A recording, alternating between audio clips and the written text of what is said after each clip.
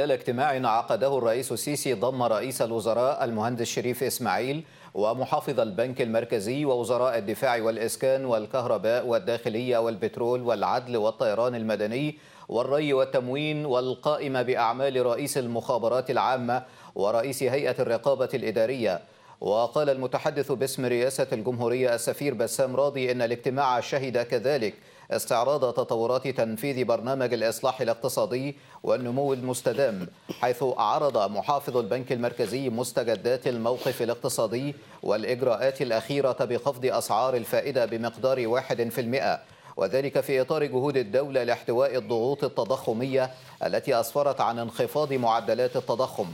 وفي هذا السياق شدد الرئيس على مواصلة التنفيذ المتكامل لبرنامج الإصلاح الاقتصادي بما يحقق استدامة النتائج الإيجابية التي يحققها الاقتصاد المصري في الآونة الأخيرة، وخاصة ما يتعلق بزيادة معدلات النمو وتوفير فرص العمل وانخفاض عجز الموازنة العامة والميزان التجاري والتضخم.